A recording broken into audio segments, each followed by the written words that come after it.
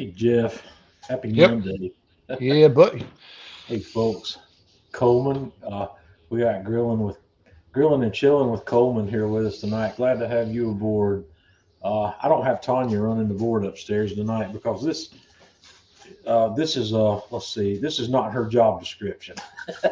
A Monday night bourbon session. So guys, I hope everybody had a good weekend. I'm shaking off my work weekend. Uh, But last last Thursday, I think I may have mentioned it. I scored a really nice bottle of bourbon at my local shop. This Elijah Craig single barrel 18-year-old, and I've been thinking about this bottle all weekend at work. I said I can't wait till Monday. I said I'm going to crack that guy open. So why not have a glass of bourbon with friends? Jeff, you going to have a bourbon with us tonight? Yeah, I'm having Gentleman Jack. Mm, smells good. Let's uh let's get a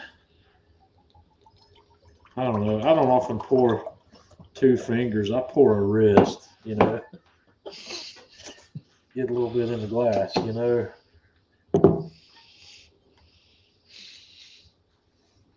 Smells good. I like Elijah Craig, and I want to talk a minute about Elijah Craig before I taste this. Elijah Craig, their base offering, their standard bourbon that's the whatever the least expensive bourbon in the Elijah Craig line is. It's just I don't have any of it. I'm out of it. I don't have a bottle of the regular Elijah Craig on hand, but it's excellent bourbon at the price point. I'm wanting to think it's a $30 or less for a bottle. Jeff, have you ever bought a bottle of EC? Yep. Do you I think remember I what you paid. paid for it? I want to say in the 30-ish. Wasn't over It was 30. it was inexpensive, Yeah. but it's a really good offering, and I've had two bottles of that since I started drinking bourbon, and I have also had one bottle of the barrel proof Elijah Craig. But I know when the truck days are at my local shop once again, and I always try to stop by there on truck days. So we get going. Ryan, see, Ryan Lowry's with us tonight. Ryan, glad you could make it. Goofy's here. Goofy from over on YouTube. Mark, happy holidays to you guys also. Andrew, some dovetail. Okay. Anthony. Anthony's with us tonight. Heck yeah. So yeah, let me go ahead and I gotta hit this. I gotta see if I like it.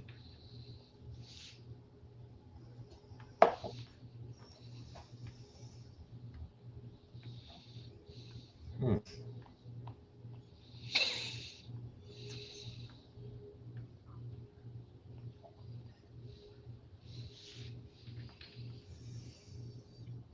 Hmm. That's a keeper. It's good. This this stuff is not high proof. It's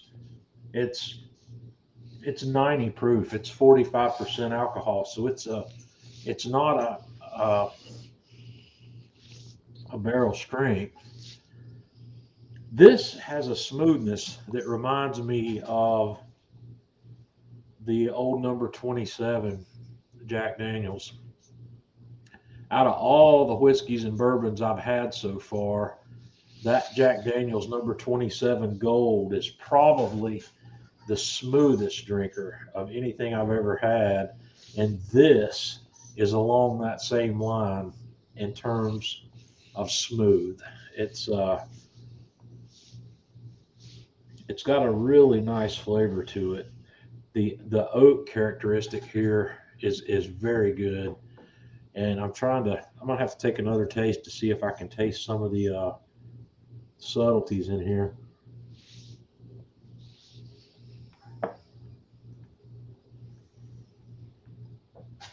I'm getting a weird flavor that I don't know if I've ever gotten from a bourbon before. Jeff, is it possible to have a marshmallow taste in a bourbon?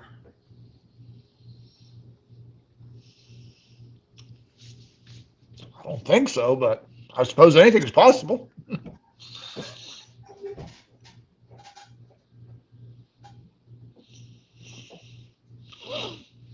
Uh, Anthony says he hears either a ceiling fan or a washing machine. I'm not sure what that might be. About now. Russ, glad you could join us tonight. It's Monday, and Russ Jones is in the house. Russ, are you drinking on a Monday night with us? He's retired. You know he is.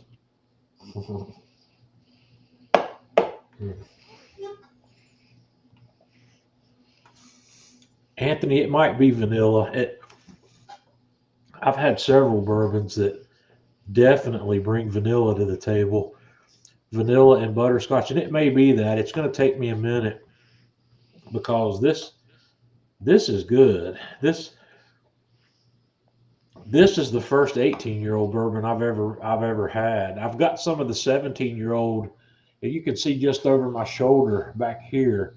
That bottle right there is the Old Fitzgerald. That's the 17-year-old Old Fitzgerald, but it's slightly higher proof than this. It's bottled in bond. It's 100 proof, as are all bottled in bond versions. But uh, this this is markedly different in flavor from the Old Fitzgerald. They're both good, but this is pretty good. Jeff, I'm going to set you aside a sample of this one too. Jeff didn't like the Old Fitzgerald.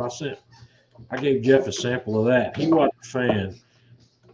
Well, like I say, sometimes, Joe, your first taste of something, you go, not really. And you take it the second time, you go, okay. Right. So sometimes, you don't get all the flavor and the notes on the first go around. Yeah. Coleman's having a protein shake. I guess that could count if you put a little bourbon in it. That was what I was thinking. Bourbon's health. Well, I won't say bourbon's healthy. It's not bad for you. It's not bad for you. Well, it's one of these things where moderation is key. Oh, definitely. Yeah, bourbon, alcohol is bad for you in general. It's much better than beer. It's unnecessarily working your liver. It's kind of like any poison that you put in your body. It puts your liver to work. So it's something you definitely want to be in moderation with. So John, I like to refer to it as exercising my liver. exercising it, well, yeah. So, but All parts of your body need exercise. you don't want your that guy to brain, give your up on heart. you. So, is everybody ready for Christmas? I think I'm about ready for Christmas. Uh, I basically have my Christmas shopping done, but here we are in the week before Christmas, and my wife and I'm targeting Wednesday for a road trip shopping day for us. So we'll see. I don't know exactly what her plans are yet, but I'm gonna do a cooking video for this week tomorrow. I bought another prime rib. I went back to Publix and got a 7.5 pounder that I'm going to cook tomorrow. I've already got it out. I seasoned it.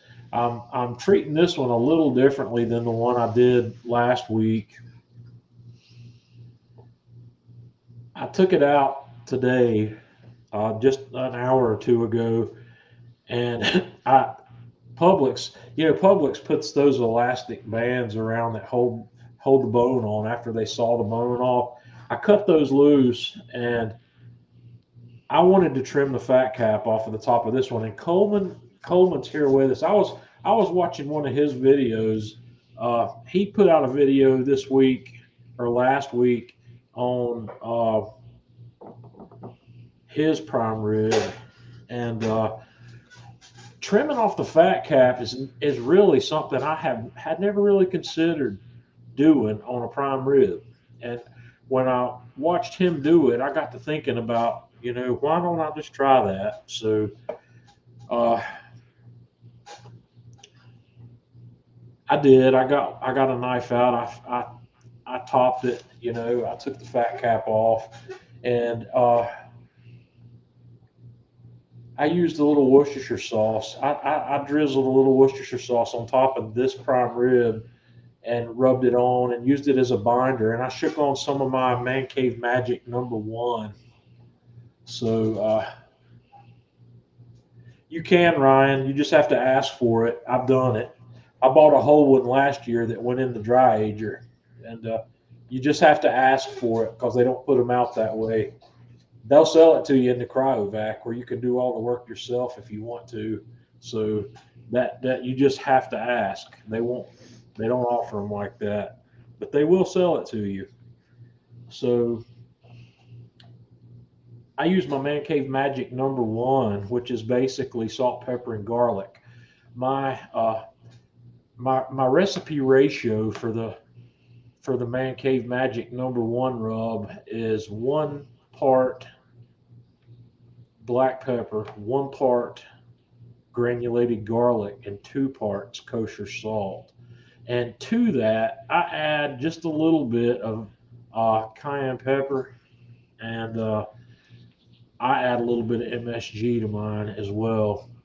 But Yes. I was about out of my Man Cave Magic #1, so I mixed up a new batch of it today, and I took about a half a cup of it. I wasn't going to use an entire half a cup of that on this, but I took a half a cup of it, and then to that, I added 2 teaspoons of paprika and 1 teaspoon of ground cumin uh, to to bring a little cumin to this.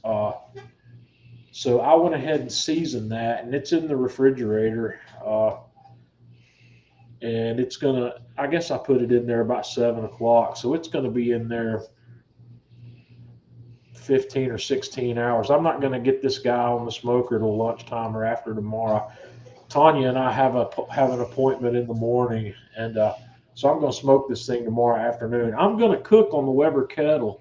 I'm going to cook this on the new 26-inch Weber kettle with the new accessory that I bought for it that I'll show you in the video. Andrew, on this, uh, when I mixed up today, I used a half a cup each of granulated garlic and half a cup of granulated garlic, a half a cup of black pepper, and 1 cup of kosher salt. And to that, I added a half a teaspoon of MSG. You probably could get by with a teaspoon in that, but MSG is one of these things that you definitely want to err on the side of caution until you figure out where you are with your likes on it. I don't add much. It does not take much MSG to get the job done. Jeff, does a half a teaspoon of MSG to a cup of everything else sound like a reasonable starting point to you? I would say, yeah, on that. I don't know that I would go much over a teaspoon because MSG is one of those things that you're absolutely right. You want to err in the favor of less is better. Yeah, I don't want to be able to taste the MSG. No. The MS, if MSG is there, MSG brings a flavor, and you can taste it in a lot of. I don't want to make that association with Chinese food, but Chinese food has an abundance. Most of your Chinese fast food has an abundance of MSG, and you can taste that element of it. I like to not be at that level, but I like to be at the level where I can tell the difference in the two rubs, one with it and one without. But I can't taste the actual MSG. So uh, Andrew, play with it at that. I just keep a bottle of Accent. Accent is real easy to find. They don't call it MSG at the grocery store, but Accent is a meat tenderizer. I think isn't it sold as a meat tenderizer, Jeff? Yep. Yep. So it's it's called Accent, and you can find it on the grocery store shelves where your salt, pepper, and spices and stuff are. It'll be right there, and it's just called Accent. And if you pick up that bottle and look at the ingredients, it's monosodium glutamate. It's all it is. But It's inexpensive, it's easy to find, and it's an umami flavor enhancer. And I like to use it uh, when I'm cooking other things, like if I'm making a sauce or something where I want to bring umami to it. I won't necessarily use MSG. I'll use fish sauce instead, and I keep a bottle of that Red Boat fish sauce on hand at all times, and for that reason. Or I'll drop an anchovy fillet in, or two anchovy fillets, and get the same effect as if I was adding maybe a half a teaspoon of fish sauce. So Brent's with us tonight. Uh, yeah, Brian, we all or Ryan, we all love some MSG at some level. Brent, glad you could make it. Anthony, Black Friday week. Hey, yeah, Anthony, I'm excited about seeing some of your reviews. Jeff, you remember when we had Matt Frampton on from Urban Yep. Slicer? Matt told us about he mentioned this thing, and Anthony's bought one of those halos, and he's posted some pictures in the Man Cave Meals group on Facebook about it, and it looks nice. I'm really excited. This is an enhanced version of an oven that I used to have. I bought that Blackstone pizza oven that they had. They don't make it anymore. I'm not really sure why, but it was. I think I paid three $3.99 for that, or either $2.99 or $3.99 for that Blackstone, which was a propane fired pizza oven that had a rotating pizza stone in it. It was great. Now I wish I hadn't got rid of that thing. But this this Halo has a rotating pizza stone in it. It's got an infrared element under the stone that gets the stone good and hot, and it's got a curved uh, propane burner in the back that gets the dome heat the way it needs to be. And I'm really excited about seeing what you guys come up with on that thing. That's going to be a really nice setup. So Russ says anywhere between zero point 0.1 to 0.8% of whatever the total weight of the food is. Is that for the MSG, Russ? That's 0.1%. That I'll have to toy with that because I know that's going to come out more than I typically put in it. Zero point 0.1. I'll definitely I'll definitely look at that because if I can find that weight ratio, it's going to be an easily repeatable setup. And if Russ is going at he's going zero point 0.1 to zero point 0.8, so maybe I'll try zero point 0.3, zero point 0.4, somewhere in the middle there of the food weight. Russ is talking about the food weight. So if he's got, so what that means is if Russ has got a 1 kilogram roast, which is 2.2 pounds, he's going to have 10 grams of MSG at the 0.1%. 1% of that kilogram is going to be, no, 1% is going to be 10 grams. So 0.1% is only going to be 1 gram. So that sounds right. That I'm thinking that's going to be a good number now that I can visualize how much that's going to be, because I'm guessing that 1 tablespoon of MSG is probably in the realm of 20 grams if I had to guess at how much a tablespoon weighs.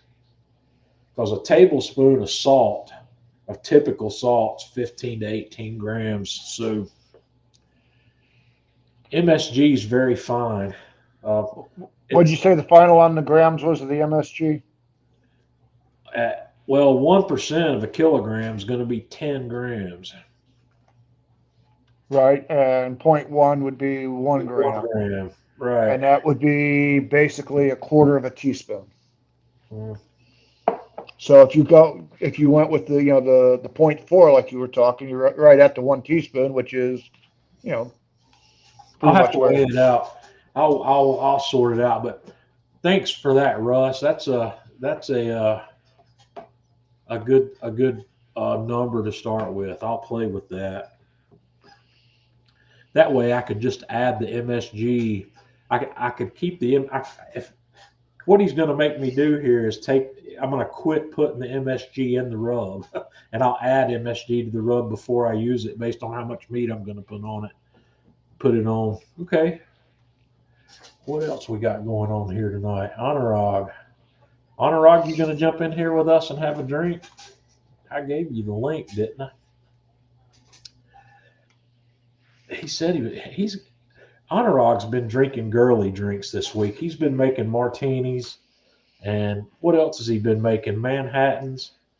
What was it he was doing with gin? And he said you can't make a martini with vodka. He Yeah, got all mix over it with gin, Stephen. Yeah, shaken and not stirred. he got all over Stephen about the vodka martini. Uh, so, yep. Let me. I'll tell you what we'll do. There's Anurag. He's up here with us. Good morning. Good morning. You're back. You're in Georgia right now, or are you in California? Your mic's not on. I can see you, but I can't hear you. We hear the lip. We see the lips moving, but no sound is coming out.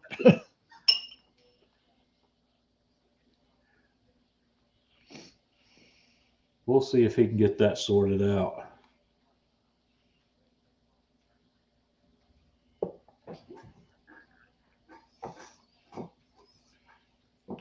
I think he's in Georgia. He he was in California. He came back to Georgia, but then he had to go back to California for a short haul, and I think he's back.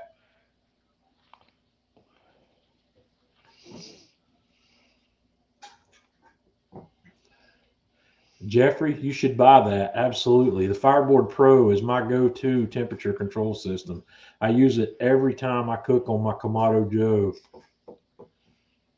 Uh, and I do recommend the Pro version. If you can get that, I like the more durable temperature probes that it has.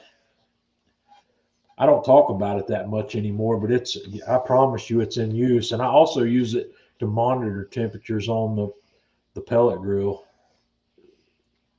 So, Anurag, are you with us?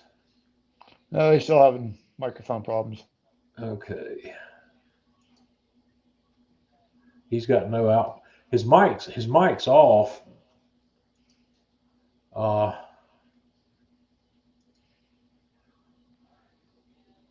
it says he doesn't have a mic connected, so maybe not. We'll see we'll get him in here. So, uh, I think he went to go get another headset. yeah, I'm enjoying this Elijah Craig. This for those of you that haven't uh, been here since the beginning. I picked up this 18-year-old bottle of Elijah Craig at a local shop here last week, and that's why we're having a Bourbon Monday, because I wanted to break into that bottle and see how it is. Justin, so my favorite pellets are hickory pellets, and the brand is whatever is the cheapest one I can find. That's what I use, and I don't have any problems. Uh, I do not do anything out of the ordinary with my pellets. I don't sift dust out of my pellets. I Oh, dump come straight on, from the John. No bag. sifting?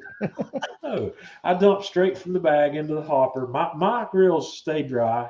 If I was dealing with a problem with my pellets possibly getting wet, I might pay a little bit more attention to it. But they they don't. And the brand of pellets that I've been buying lately, Justin, are from a place called Rural King. And Rural King used to sell lumberjack pellets, but now they're selling their own brand of pellets. I don't know who's making them for them, but I buy that. So I'm not particular. I just get whatever's cheap. Anurag, are you back with us? I still don't have any audio. I think he's been drinking too much of that girly gin, and he can't figure out how to get his computer to work. He's in a gin coma. He's plugging it into the speaker port rather than the microphone port. Probably something like that. Honor Rock, We what you got can to do pick is on him. He can't talk to us. get one of your kids. The kids are the tech experts.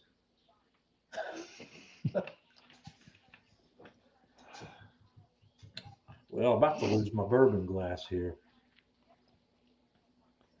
No, but the great debate on pellets, you know, Hmm. I'm going to tell you, whatever I can lay my hands on that's either a hickory or an apple wood, that's what I'm going with. Right. Uh, I've got some apple pellets. I'm still testing with this A Smoke, and I sent an email to those people over the weekend because I did not hear back from them last week, and I told them, I said I'm just going to publish my review and uh, complete my commitment to this because I committed to them to do a review, and which I haven't published yet because I'm not happy with the grill. But they didn't answer me back last week, but he answered me today and said to give him another day or two. But I'm ready to get this A Smoke out of here. I'm not happy with it. And over the weekend, in some of my downtime, I spent some time looking at sub $1,000 pellet grills. So we're going to talk about that some too. I smoked some cheese a while back. Uh, Anthony, it's not. I wouldn't use the term rancid. That's what I was going to It's say. not rancid. It's just an undeveloped smoke flavor. It would be. It would remind me of a maybe of a cigarette ashtray. It's got a really bad flavor in the Until beginning it ages after you in smoke and it. mellows. So yeah, what I typically do is after I take it off the smoker, I will set it on a tray on a rack where it can get air flowing around it, and I'll put it in in one of my small refrigerators for a couple hours just to let the temperature stabilize on it. Then I vacuum seal it, and I'm going to say 2 weeks at a minimum. Yeah. I wouldn't recommend even tasting it. Well, if you've never done it before, I do. I recommend taking one block and tasting one block, cut one block into 8 small pieces. Taste one of them right away, so you'll know what that tastes like. Taste it again in about 5 days. Taste it again in about 8 days. Taste it again in about 12 days, and then at 14 days, taste it. Taste some of it every 3 or 4 days, and you can see how the How aroma it and develops. flavor develops. And but I typically, when I put mine in the refrigerator, I typically won't touch it for 3 weeks. And I think 6 weeks really might be a sweet spot for me.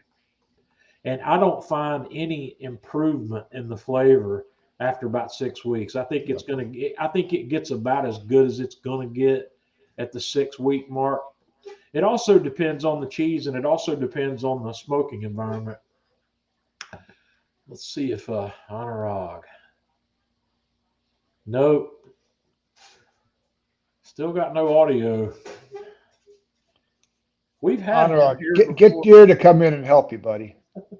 He can get you set up. Mhm. Anurag, when you come in, before you come into the studio here, there's an audio test where you can test your Microphone. microphone, and it'll give you the green level indicator if it can hear you or not. So hopefully we'll get it straightened out. The cheese that I got from Costco is an English cheddar, and I can't remember exactly if it was a Kirkland brand or I don't think it was called Coastal. I wish Luca was here because Luca's the one that turned me on to that cheese that they sell. It's an English cheddar, and I think the English white brand cheddar. English, yeah, and it's a really good cheese. There's a one peculiar thing about that cheese though. That cheese smokes beautifully, but it is crumbly. It's got a really crumbly texture. So when you're trying to cut that into smaller pieces, sometimes it gets kind of crumbly, but it's really good. And I think it was called Coastal. It is available at Costco, and it's in like a blue and white wrapper, and it's in that cooler back near the meat department where they keep all their block cheese.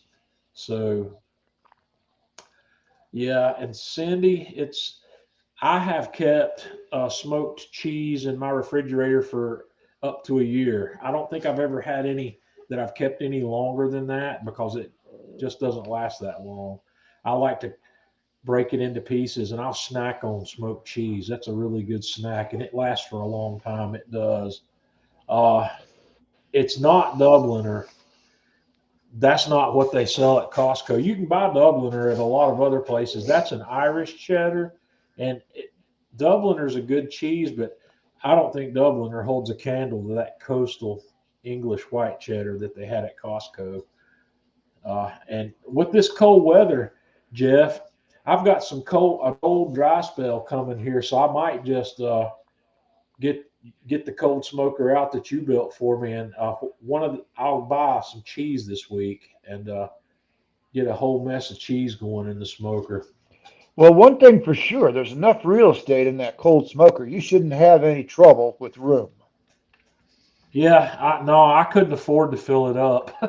No. I'd have to spend couple $100 on cheese to fill up that cold smoker. But yeah, this week would be an excellent time to do some cold smoking because I've got some time later this week where we're not going to see temperatures above the mid 30s here, so it'll be nice and cold. And yeah, Andrew, smoked Gouda. And in my opinion, Gouda is one of the premier cheeses to put a smoke on. And uh, I have also enjoyed smoking various pepper cheeses, not necessarily pepper jack, but I bought some habanero cheddar. Oh man, that stuff's good with some smoke. And a Matt, I don't know. I'm not sure what that one is. It sounds good. I've not heard of that Costello. I'm curious. Have you ever smoked Swiss, Jeff? Yes, I have. How does that handle it? How does that pan out? It was good. I haven't had a cheese yet that I've smoked that hasn't been good. Now I did over smoke some cheese, and I Oh, think I that's have probably too. something. I think that's probably something that we probably need to talk about because Yeah, you can over smoke it. I Trust me, did. I And know. the last of that coastal English white cheddar that I bought, I ruined it. And Yeah. Tanya and I bought 3 or 4 blocks of that, and I over smoked it. I decided to let it go into smoke for about 12 hours, and that was a bad idea. Mm-mm. These pellet tubes that I have, I've shown these in the past. I've got one that's 6 inches long and one that's 12 inches long. The 6 inch long one gives me 2 to 2.5 hours of smoke, and the 12-inch one gives me 4 to 4.5 Yeah. hours. And uh, I really believe that the 2 to 2.5 hours for me is enough. It doesn't make bad product if you go for 4, but I would not go for if you're using one of those pellet tubes, I would not go longer than 4. If you're using the pellet maze, that one of those 5x8 mazes, that thing will burn for like 10 or 11 hours, and it's not producing as much smoke as the tube does. So that thing you could go for 8 hours maybe with that, and it's also going to be dependent on the temperature. The warmer the temperature is in your cold smoking environment, the more smoke that cheese is going to take on. That's what I So was just going to say. that's why it's important. And Jeff, you have this problem where you are because it doesn't often get cold enough for you to do it natively Yeah. without some ice in the loop. And that's where my problem was last time. It wasn't cold enough, and I went 4 hours, and it was like, oh my God. If the cheese sweats during the smoking process, it's going to take on a lot of smoke. And I Yeah. have found that cheese will start to sweat in this situation at between 70 and 75 degrees Fahrenheit.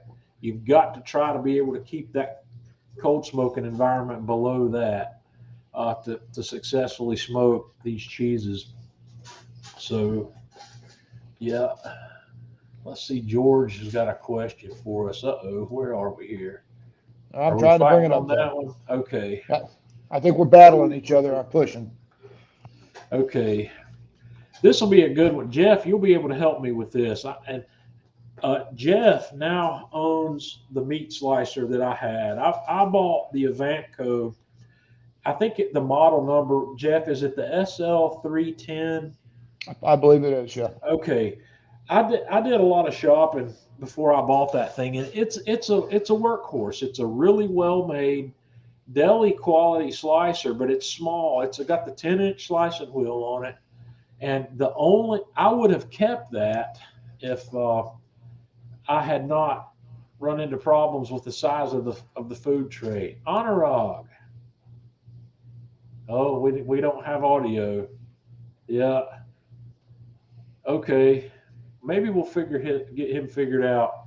But the SL310 is an excellent quality slicer, and I don't know if it's the blade diameter matters only if you're going to be slicing bigger things. The 10-inch blade works, but the problem I had, the reason I didn't like the SL310 was the Feet table. food tray where I was able to set my product. I think was only eight. Jeff, is it 8 inches wide? 6 or 8 inches wide, something like It's that. not a very big food tray, and that was the only issue I had. You They can't make slice one. bacon on it without cutting your bacon in half. Right. You can't get a long slice. If you want to slice something that's 10 or 11 inches in length, the It ain't most happening. most of the slicers that have the 10-inch wheel on it, the food tray's not big enough. And looking back at this, if I had that to do over again, I should have bought the 12-inch model that's the true gravity feed version. And I think it was like $500. And at the time, I didn't want to spend that much money. And since then, I have decided that it's not worth it for me to have a slicer because my slicing projects take 10 minutes and I spend 30 minutes cleaning up the slicer when I'm done because these slicers you have to take the wheel off of it to clean it and All it's the guards off, the food tray yep. off. I mean, basically, you're tearing the thing down to bare metal. Yeah, and it's not that hard to do. It just Yeah. takes time, and it's something you have to do. You don't want to leave that thing sitting when you're done without cleaning it. You want to clean it immediately because even though all these parts are stainless steel, you don't let stainless steel stuff sit wet or with grease and whatnot on it. You just let it go. You stole it, Anthony. Yeah, the Hobarts are great, but the still that Hobart when you're done with it, you've got to tear it down. You've got to clean it Yeah. up. Uh, And that's the thing about a meat slicer, guys. If you don't have a bunch of meat to slice, if all you got is a little bit that you're going to slice, don't bother. You're better off slicing it with a knife. yeah, Because, like I said, John says you're going to spend more time cleaning it than you did slicing. the thing is my wife when her deli meats, she requires her deli meats to be sliced so thinly. She likes her stuff paper thin, and Read the newspaper. yeah, to get paper thin slicing, you've got to have a good quality slicer. These inexpensive, these $100 ones, these ones that you see, I can't think of any of the brand names right off the top of my head, but they're the ones you'll find for $100, and they've got a 6 or an 8 inch wheel. Yeah. Cuisinart. Yeah, those things will not do that paper thin slicing No. because the backing that you're working with is plastic and it gives when you press against it. It flexes. It's not firm enough to get the slicing. You gotta if you want to get thin slices, you've got to have a good quality steel blade and a steel construction. It's not going to flex any when you're moving the parts or pressing against it. Uh, what's that brand name? What's that brand of slicer that they have down at Atlanta Grill Company, Jeff? That really expensive one. The name's escaping me at the moment. Yeah, hang on, I'll look it up here. It I in I my know opinion, exactly. the home slicer, that thing is what I would have to put the really right stuff tag on. I don't have one. I've not sliced on one, but I've looked at it firsthand and I've played with it down there at Atlanta Grill Company. But that slicer is, I think, is still the lower end one's $1,000. It's not The cheap. Burkle Red Line. Berkel, Berkel. They Yes. have one for 579, John, the 200. Okay, I haven't looked at that one, but those Well, things will do that paper thin shaving. But once again, you got to tear it down and clean it up when you're done. None of these things are hands free and easy when it comes to taking that apart. And George says Cabela's, and Cabela's has some product that I think would be acceptable. But once again, the Cabela's stuff is in the price range of the stuff I bought. I bought mine from that company called webstaurantstore.com, and mhm. it they sell to the restaurant industry. And that line called Avantco, Avantco. If you look those up, you will find that uh, things will go really well. And Jeff, hang tight here for me a moment. I plugged this laptop into charge, but it apparently didn't charge. I'm gonna have to get plugged in. George, don't let the slicer thing ruin your Christmas. If you're going to do a lot of slicing, a slicer is the way to go.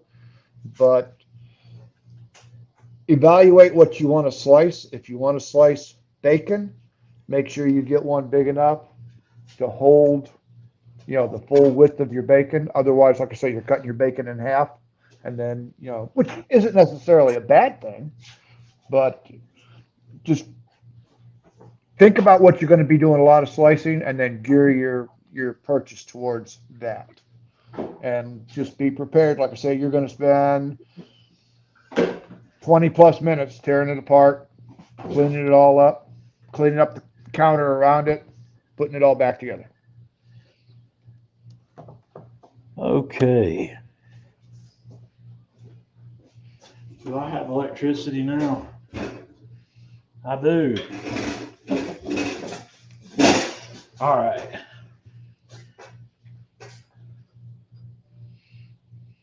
Ruin Christmas. I don't understand. Why would that ruin Christmas? Because I think he wanted one, and I think we may have talked him out of it. Well, don't let it ruin Christmas. That's what I said. Uh, let me let me just bring that up because that's let me show you what I had and what I wish I had bought, and maybe that'll be helpful. Uh, Well, I say that one that you gave me, John. That thing is great. I mean, it does a good job, but yeah, you have to know the limitations and then plan your meat towards that limitation. That's why those eye round roasts, man, those things, that eye round roast that I sliced up on that puppy, man, it came out yeah. just nice paper thin. It was great. I'm almost there. Okay, let me share this window out here, and we'll have a look at what I'm talking about. Uh, the slicer. Okay, the one I had was called the SL310. This is the one I bought. Uh, let me take that off the screen there. And Yeah. uh, this is what it looks like. That's the slicer I bought, and I gave Jeff that slicer, and it's a good quality slicer. There's nothing Yep. wrong with this thing quality wise. Not a single thing wrong with it in terms of quality, and it will do shaving. It will shave, no problem. Hmm. But this food tray on this thing's just not big enough to put. I think that's like 7 inches. Uh, it'll tell me over here. It says 8 by 8 inch product tray, so you can't put anything on there bigger than 8 inches. And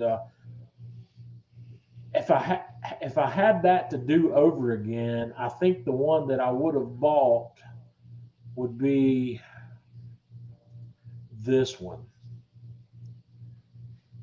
Uh, this is a true gravity feed. You don't have to hold the meat tray and push the meat in. This thing does it on its own, and this thing has an 11 by 11 inch meat tray. And when I looked at the stats on this one, the footprint on this thing's not that much bigger than the one that Jeff has. It doesn't take up much more It's counter all in space. the food tray. Yeah. So, but this one's 850. This one's a little over twice as much money as the one I bought. But I would put this guy up against your typical Hobart. This thing, Oh yeah. and if you want to go beyond that, they have automatic ones. Uh, they have stuff here that is as good as the Hobart.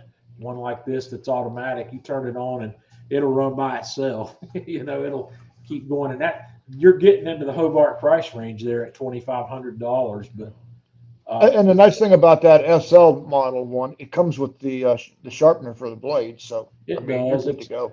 It's uh it's hard to see in this picture here. Let me see if I can see it from the backside. The This first, piece right here, it's that piece above the wheel with that yeah, little knob on it right there. That is the sharpener that you can use to actually sharpen the blade. There's some stones in there that help keep that blade sharp. And that blade is also replaceable. You can buy a new blade. So I don't dislike. Don't get me wrong about that, George. That uh, I'm not saying it's bad. I'm just saying, based on my experience, I bought the wrong one. If I had bought that 512, the 12-inch wheel with the bigger food tray, I probably would have hung on to it. I probably would have kept it. Uh, Even though it does take a bit of time to clean that up. Have a look at that Burkle. If you really want a table, a countertop, but once again, it's small. The food tray, I hmm think the food tray on that Burkle is even smaller than that 8x8 tray on my. it is. Yeah, so it's I the think base. that one for the price, John, that you gave me, I mean, that's a great unit for the Well, price. here's the thing. The only thing I wasn't really able to do on that one I gave you that I wanted to do was slice bacon without having to cut it down. Right. I That's what I was wanted, just saying while you were gone. You got to yeah, cut the bacon slab in half in order to get it to, or actually, well, if you take your whole slab, you're probably cutting it into fourths, to right. get it to work. But I mean, a half a slice of bacon. A lot of times when I'm cooking bacon, I'm cooking it by the half slice anyway. If it's better in the pan. Right. Well, it's also it's fairly difficult to slice bacon thinly by hand. It's not the easiest thing in the world to do. You got to have a really sharp knife, and you And it's don't got to want a be really slicer. cold. Yeah, you don't want to use a slicer like a brisket slicer. You need to use the best knife I've got for slicing bacon is my boning knife. Actually, that thing, and like Jeff said, take that slab of bacon and put it in the freezer for an hour, and then it makes it a little easier to slice it thinner. Yeah, I don't know, maybe about an hour, but you at least want it in there 30 minutes, and then you may, Yeah. after it starts softening up on you, throw it back in there. So it's kind of a back and forth process. But if you're doing it by hand, uh, Right. a meat Hey, slicer Ryan. knife, that's not the way to go. Yeah.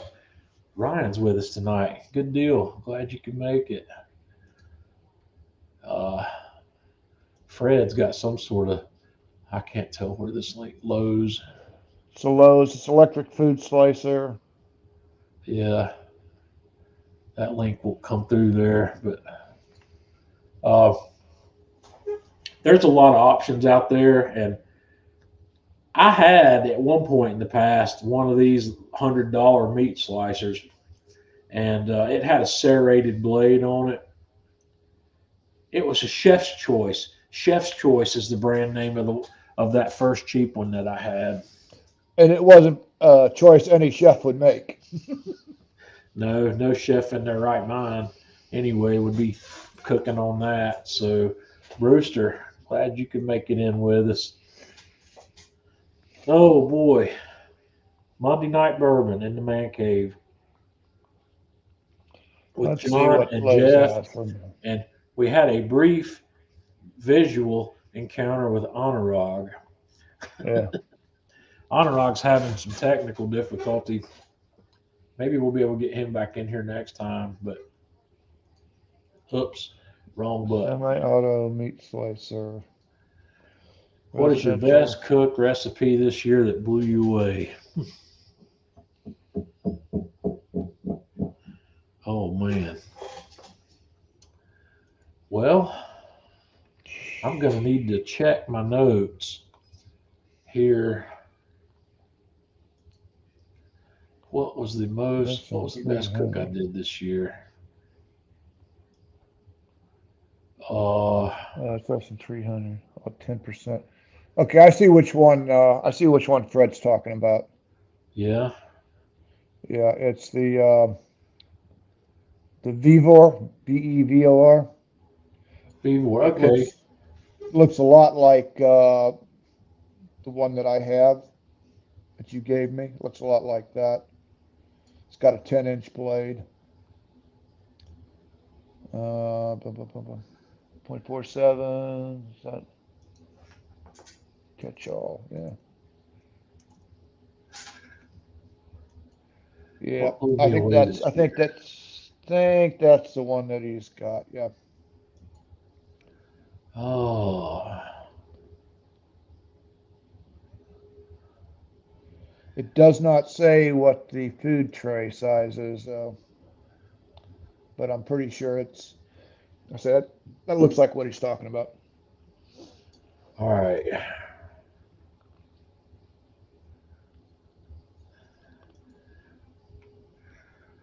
I think maybe the Osso Buco that I did. It was an Atlanta Grill Company video from the first half of the year. That might be one of my favorite cooks for the year. If you go to the Atlanta Grill Company YouTube channel, George, and search for Osso Buco, OSSO space BUCO, you'll find what I think was probably one of my favorite cooks of the year. Uh, I don't know. I can't tell you mine. Yeah, I'm I've just to the had point where favorite cooks are hard.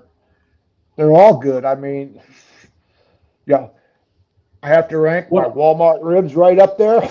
Yeah, one of the things I've been thinking about this week, Jeff, and maybe you can help me think about this, is I always like to challenge myself and my audience in the first week of the new year to set a couple of cooking related uh, goals or resolutions, if you want to call it that, for the new year.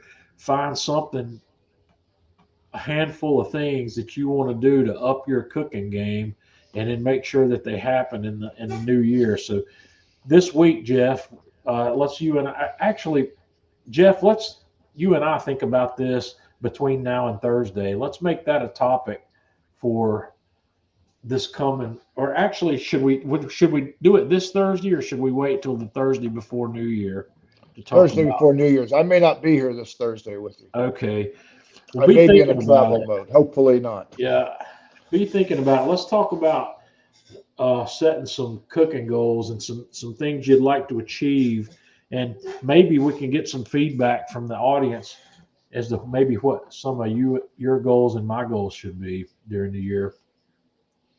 What do we need to master? What do we need to do to and I want to get outside the box.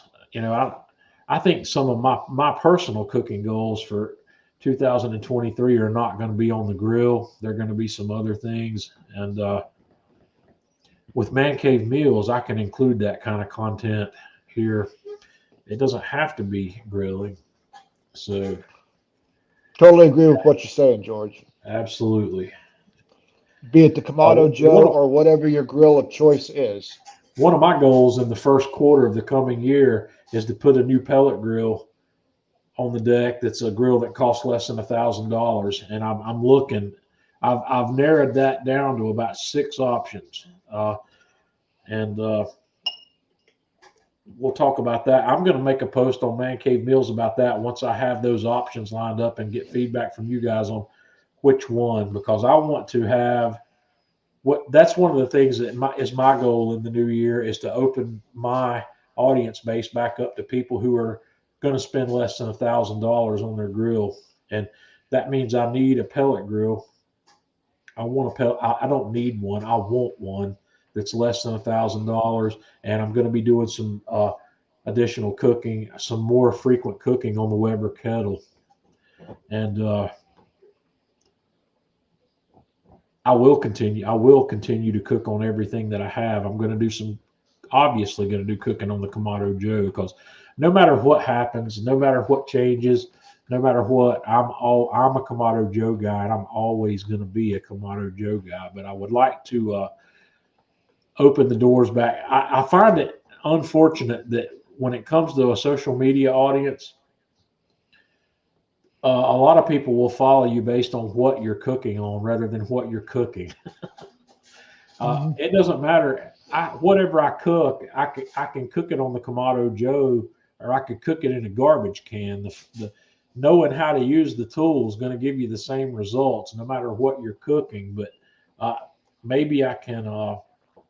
Some tools just make it a little easier, Yeah, they do, but the and results can be the same. they are. And also, I think it's very important for you to be happy with the tools you're using. So everybody doesn't want to cook on a Weber kettle, but everybody doesn't want to cook on a Kamado Joe. I just want to have some more diversity. And the way things are going, I think my gas grill may be staying. My friend that I've traded my gas grill to for something that's not grilling related has never bothered to come pick this gas grill up, so I may just keep it. I might just keep the gas grill on the deck and do some things. Andrew, I'm glad you mentioned that risotto is going to be on my 2023 list. I've never bothered to learn how to make that. So, and I see such a variety and such a huge opportunity for bringing different flavors there that I'm going to learn to do risotto. And I'm going to learn to do it the traditional way, and then I'm going to learn to do it in my wife's instant pot because I know I see Jeff shaking his head over No, there. no, no, no, no, not about that. I was looking at a question down there, but and Anurag just brought it up. Have you made gumbo and jambalaya on your I haven't. commodities? I have. I've not made Let me either tell you one. what, both of them are off the hook. The only thing that I didn't do on my gumbo is I did not make the roux on the kamado, Right. just because it takes so long to achieve that deep dark red clay roux, Right. and you've got to be so careful with the temperature. I Well, mean, I don't if feel I you don't if you feel like scorch it, every you're screwed. piece I don't feel like every piece of the cook has to be done on the grill. No, That's why I've got a propane stove out there on the deck. And yeah. or if I don't want to use the propane stove, I've got portable plug-in induction burner that I can take out there. I need to replace my induction burner's falling apart. I've got to get another one. Uh, that's something I need to look at. Direct heat barbecue. Yep. I like back in the old days, John, when you didn't have these deflector plates Yeah. and all this other stuff. You had a barbecue grill, you had a grate, and that's what you Yeah. cooked on. And Ryan, you're absolutely Like right. a yeah. Flame kissed, you know, from the fat drippings, it's a flavor I don't enhancer, know enough. buddy. I'm feeling what Ryan's saying here. Ryan's saying he wants to get better at direct heat barbecue. I've Most of what I do on these grills out here is not usually direct heat, and I've kind of gotten away from it because I've before I got into this, everything I did was direct heat. Before I got into smoking meats, everything I did was direct heat barbecue, direct heat grilling. Yeah. So I could probably do some more of that. I mean, Yeah, that's just a flavor that because I don't care one of the what you things say. I mean, that's great flavor. one of the things I love to do direct heat's chicken leg quarters, man. I just like, and a lot of Mhm. people like to do. I think the best way to do spatchcock chicken, and I don't like doing spatchcocking. That's just not me. I'd rather cut the chicken in half. At least cut it into two pieces, and doing those over direct heat is the best way to do them. But when I do chicken, instead of doing it like you do a steak with the meat close to the heat, I like to do it over direct heat with a little bit, 8 or 10 inches of distance between the meat and the coals, and slow the process down just a little bit. And that works really well for me. So, but we'll figure some things out. as far as chicken goes, John, I think going back and doing chicken quarters is really the ticket because your dark meat, your breast, they come off at different temps. I just Well, see, that's the whole thing. I would just as soon a chicken not even have a breast on it because I like the dark meat, and I would well, much rather that's eat where the you and I agree. I like the dark yeah. meat, but I have people in the family that like the white meat. So we do it all. Well, see, this is the whole philosophy. This is one of the things you've probably heard me say this 100 times before. The spatchcock, you know, that's the trendy thing to do with chicken. The reason people do it is they say it cooks quicker and it cooks more evenly. But in my opinion, is ultimately when that chicken's done, you're going to have to cut it down anyway, even further, to serve those pieces of chicken. Why not go ahead and cut it down before you cook it and cook each piece to the proper temperature and take it off when it's done and wrap it in foil and let it rest. It's going to be fine. All right. Well, let's talk about one of the biggest hoaxes on cooking chicken: beer can chicken. Yeah.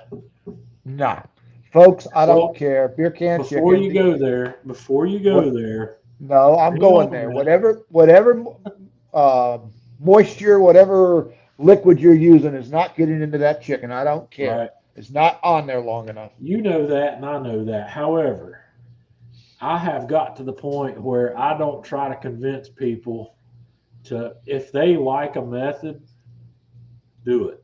If you like cooking a beer can chicken, if you like that method, then do it.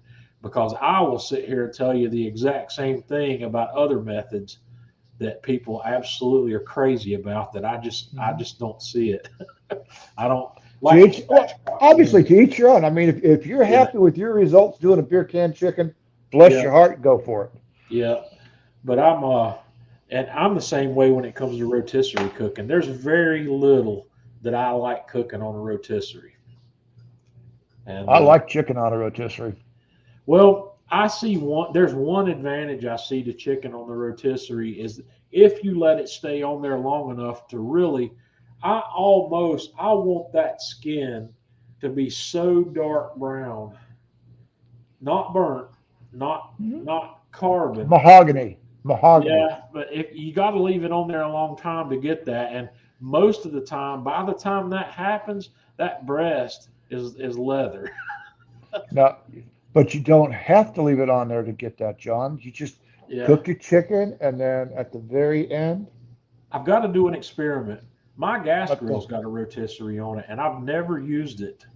And I believe does it have the the infrared setup on it as well? it does. There's an infrared burner back there, but the thing that differentiates this process from the Kamado is I've got the spit rod. The spit rod runs horizontally across the back side of the grill, and back behind the spit rod, vertically, I've got an infrared burner. The infrared Right. burner is not under the meat. The infrared burner is back here. So the Keeps your heat flare ups from going on. well, it's not just the flare ups. I'm able to temper that heat that's coming from the infrared burner to whatever level I need it to be, where I'm not going to be putting too intense a heat on the outer surface of that meat with the infrared burner. And I might be able to do some. I think I have better. I would have ultimately have better control of the heat with that infrared burner being to the side and the rear of the meat rather than being underneath it. Hmm. Uh, and we'll see. I don't like I said, I don't know if I'm going to play with that or not. But my Well, like I gas say, grill, when it comes to wings, I like my pellet Joe. I think that's the best. But once I yeah, get that barbecue 500 for the Alpha One, I'm gonna try wings in the Alpha One because yeah. who did those? Was it Luca that did the wings the other day in the Alpha One, or was it Freddie I don't that know. did them in I the haven't. Alpha? I have. Don't take this the wrong way, but I've kind of quit following most of what's going on with the Alpha since I got rid of mine. Mhm. I'm just not following it anymore. Uh, I follow Freddie. I follow what Freddie's doing, but that's about it. Uh, we're gonna start doing pizza stuff again here, but the pizzas that I'm gonna be doing are gonna be on the Kamado Joe. I'm gonna get the dojo back out, and we're gonna make the only kind of pizza that I can't make the way I'd like to on the Kamado Joe is the Neapolitan. Right. every other style of pizza I'm not going to have any issues with on the Kamado Joe with the Dojo. And once again, using the Fireboard Pro with the more durable temperature probes, I can run the Dojo at 650, no problem. And I think 600 degrees in there, 650 is a great temperature for cooking a lot of different styles of pizza. Definitely. And, Definitely. and 500, when you're dealing with Chicago pizzas, you got to get down to 450. You got to go for a lower temperature for a longer time. What's the best cooking method for leg of lamb, Jeff? What's your go-to? You cook more lamb than I do, but do you cook legs more than the rack of lamb? No, I cook the rack the most, but if I was going to cook a leg, it would probably be on a rotisserie. Yeah. Okay, my favorite method for leg of lamb, first of all, is I like the boneless. I like to get the boneless ones from Sam's Club. My Sam's Club has lamb that's imported from New Zealand, Mhm. and they are boneless and they're netted. So a couple of things I like to do is the last time I cooked one of these, I butterflied it, and I did some caramelized onions, some seasonings, and I even put blue cheese in it, and I rolled that thing back up and tied it all back up, and I cooked it indirect. Uh, I went to about a medium on it. Now, my opinion here on leg of lamb might be wrong because I am no expert on lamb, but from what I understand, there are about two sweet spots for leg of lamb, and the first one is going to be in the medium temperature range, which is going to be 140, 145 ish, and the other one is to take it on up to barbecue temperatures at around 200 degrees. But the ones that I've done, I've tried to finish them up between 140 and 150, and they've been excellent. And Did you see I the post the other week of the guy who did the leg of lamb and he made it into pulled lamb? No, but I'm sure he It looked probably really took good. it, took it up over 200 degrees to Oh yeah, get it there. he probably went 202, 203, somewhere in that Yeah. neighborhood. So It looked I'm real good. I'm not a great source of information on lamb because my favorite pieces of lamb are the chops, the lamb chops, and they're the rib chops, not the shoulder chops so much. But I like to buy the rack of lamb that's got. There's a lot of small bones there, and I like to get the ones that are Frenched. They're pretty. Mhm. So uh, and those go rare. I typically by the time I've got the sear I like on the outside of them, you got to pull them It's ready to off come off. to overcook. Yep. And I like to put I like to use a North African spice blend on those. That za'atar is a really good seasoning blend to use on lamb. And once again, I like to do that just like I like to do most of my other meat. I like to season it in advance. Give it 24 hours. Give the salt a chance to work and give the seasonings a chance to, season flavor up the outside of that meat. And if you're going to sear it, be careful with what herbs you might be putting on there because you don't want to scorch it. Jeff, Jeff's Jeff cooks a lot more of that than I do. So Jeff, when it comes to the rack of lamb, let's get Jeff's advice here. What's your favorite technique there, Jeff? On the rack of lamb, I like putting some EVO on it, lightly coat it, and then and you need to try this one, John. Is the McCormick's prosciutto seasoning? Mhm. Man, I tell you what, that just takes it over the top. It really does. So yeah, lamb. I'm the only person on either side of my family that'll eat lamb. My wife's side of the family won't eat it. My side of the family won't eat it. So if I cook it, They don't know what they're missing. I know I gotta cook. I gotta eat it myself, and I don't have a problem with that. In fact, Hey, you can that invite Gracie up there. She'll eat it with you. I know, man. I'd like to cook for Gracie sometime. Maybe Tanya and I'll come down there, and you and I need to get together, Jeff, and we'll put on a meal for your family. We'll God knows we got enough grills to play with. Yeah. we could find some heat to put the meat over, that's for sure. But Gracie, I'm fascinated by her love for lamb because I don't know, it's not Hey, something I don't associate lamb with a favorite meal for kids very often. no. I tell you what, John, I was shocked. You know, she was 6 when I was having it the Yeah, first time, and I gave her one. I said, well, I don't think she's going to like this. You know, we made her favorite dinner meal, and I gave her one of the lamb lollipops, and she goes, "This is good, Pop." And next thing I know, she's just scarfing them down. right. So yeah, lamb is something. Maybe I'll get some lamb.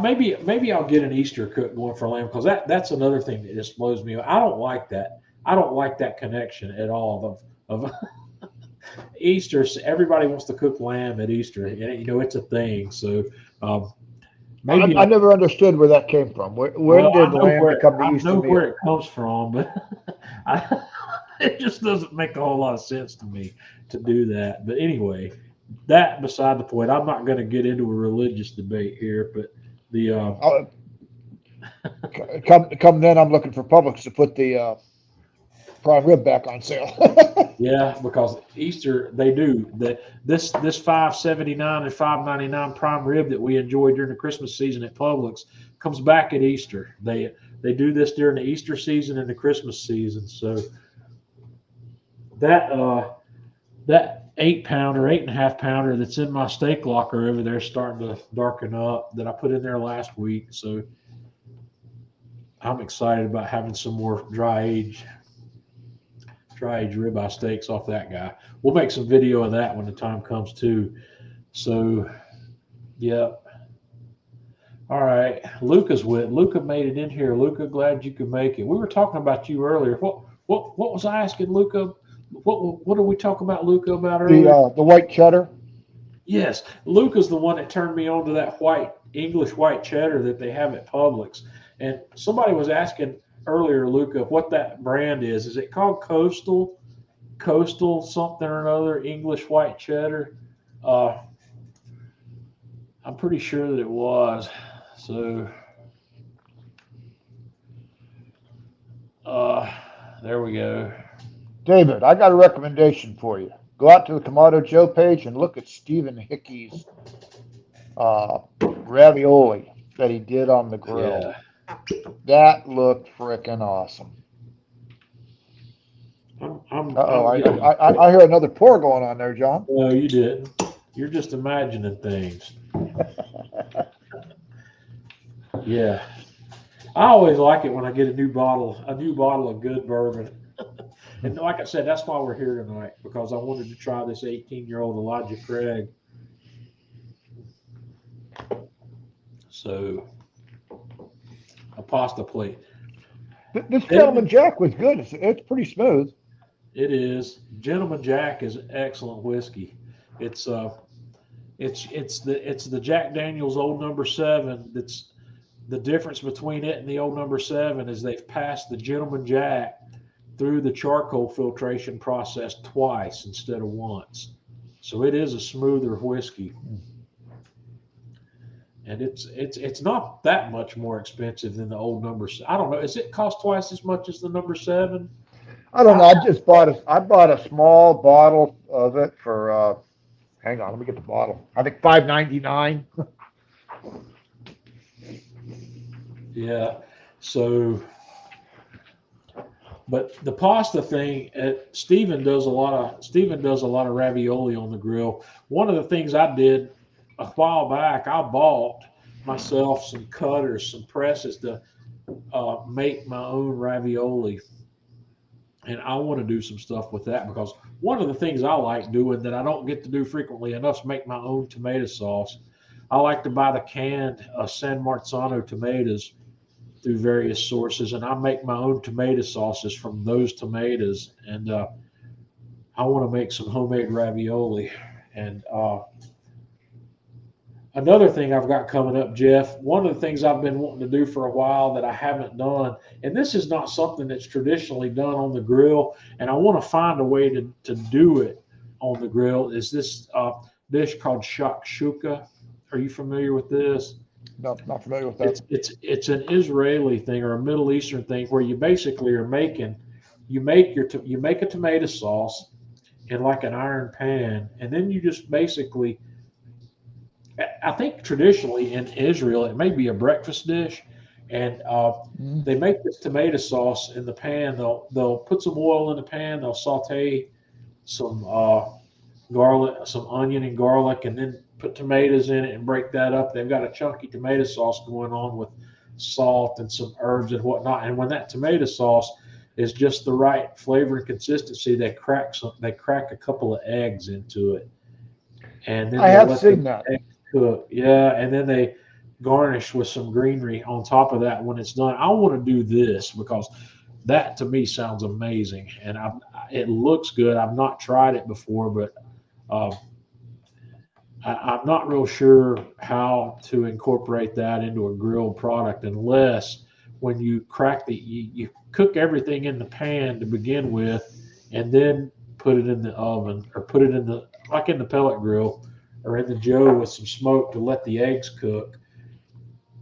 But most of these come up and have to do it traditionally. You're making the sauce, but you could just use maybe I'll test it with a store bought tomato sauce and crack an egg in it. And this would be perfect, Jeff, to make some individual serving size ones in those little the oval Yeah. lodge we have, uh, to make them individual. And you could run your pellet grill up as hot as it'll go and just stick that in there until the eggs cook. It's going to be fast. It's not going to take a long time to let that egg cook in there. So, uh, Brian says, Chef Eric, did Eric do shakshuka? If he did, I missed that. I don't remember, but I'm not going to say he didn't because he does Yeah, so much out there. yeah. So anyway, well, guys, I need to jump out of here. I gotta call it a day. Tanya and I have an appointment in the morning, and I'm going to cook this prime rib tomorrow. That's all I've got on tap for tomorrow, and for the rest of the week, I'm gonna be. I'm just gonna coast. We'll be back Thursday night. I don't know what we're gonna talk about Thursday night just yet, but it won't be mostly about bourbon. This Elijah Craig, this is good. For those of you joining us late, I picked up this 18-year-old bottle of Elijah Craig single barrel, and it's really good. But that's going to be one of the ones I hang on to up there beside the old Fitzgerald that's behind me You right got it. here. You got it. Yeah, I'm going to set that back there. And this is going to be some special occasion bourbon, maybe. I'm going to share out a few samples of this, but it's good. Well, I would definitely buy this again. Yep, Gentleman Jack. There's nothing wrong with that at all. I'm trying to debate if I like it better than number 7. You should like it better than number 7. I kind of like the kick I of don't number know. 7. Maybe Jeff, have you tried the single barrel select? No, not yet. You told me you were sending me a bottle of that for Christmas. I haven't seen it Did yet. I? Mail it. Don't bother Oh sending it now boy. because I'm gone. Oh man. I sent it, man. It must have got lost in the mail. You know that happens a lot, It particularly in does. my neighborhood. You know, we got porch pirates. Porch pirate. Oh boy. But yeah, the I think you should try that single barrel select. I bought another bottle of it. Where's my single barrel select? Anthony, Merry Where's Christmas to you too, buddy. single barrel select is right there. There. And I've got a spare bottle of it. There's a full one back there behind that. I've got a refill for when that one runs out. Yeah, I Anthony, need I need to find me some Eagle Rare again. That's been eluding me. the Eagle Rare is off screen here. It's to the left of the E.H. Taylor. I've got a full Rub 750 it in, John. bottle. Rub it in. Rub it in. Go ahead. Rub it in. I've got a full 750 and I've got a full 1.75 back there Rub also. it I got in. plenty of Eagle Rare. And I rub it like in, Eagle John. Rare. Yeah. I tell you what, I do too. I almost think I'd drink Eagle Rare as my mainstay. I mean, I really like Yep, it that it's much. good. I like it. I got no problem with Eagle Rare. When I first started tasting, Eagle Rare was the first one I bought that I fell in love with past the Jack Daniel's Single Barrel Select. Hmm. Eagle Rare, and I think that Eagle Rare is the first one I bought that I drank more than uh, I drank about. I got into the first time I really got into that Eagle Rare. I drank about a half a bottle of it.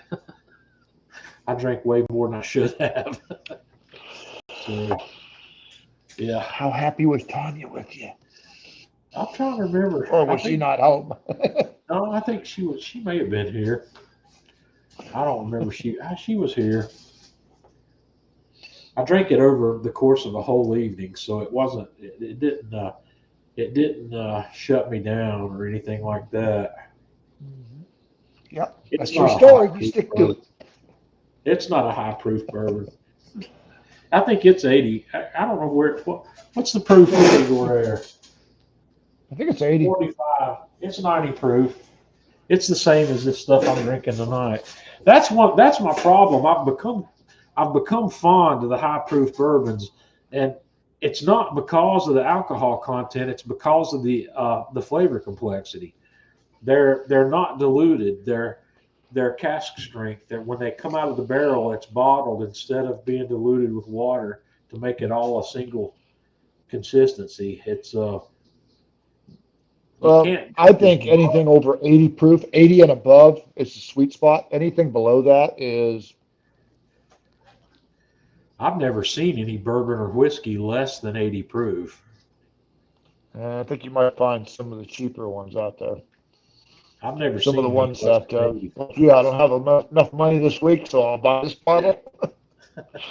I've not seen any less than 80 proof, but this Uh, here, most I'll of the name some typical for you stuff here. is 80 proof. Like the old number 7 I think is 80 proof. Most of your baseline stuff is 80.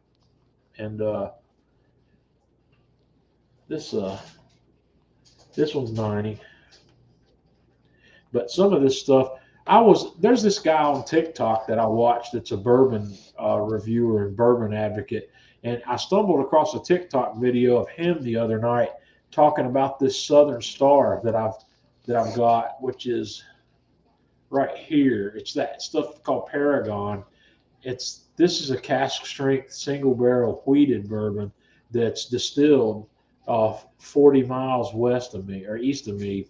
It's and I was really floored when I heard him talking about it because he was saying some of the exact same things I've said about it. I said, this is a sleeper.